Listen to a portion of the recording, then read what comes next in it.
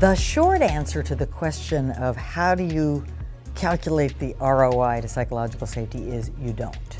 It's very hard to identify things that didn't happen. One of the most important outcomes of psychological safety is that people are speaking up with what they see, and oftentimes really big failures are being averted. Some of those failures are business failures, the headlines that you don't ever want to see about your company, and others are human safety or dignity failures, where someone is subject to worker injury and so forth. So when there's a more psychologically safe workplace, you are dramatically more likely to avoid some of those bad outcomes. Those will never show up on your income statement.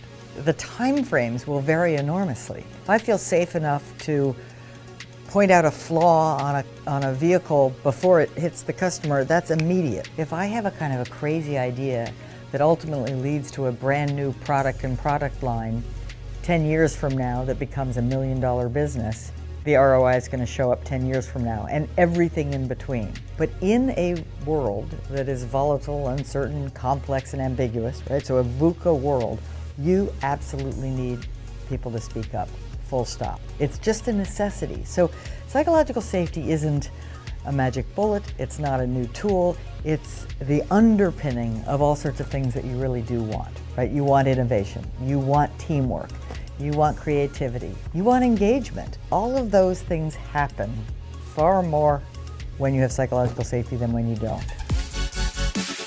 Make sure to subscribe for more videos with L&D thought leaders, and check out our website to see how our innovative approach to storytelling drives real behavior change.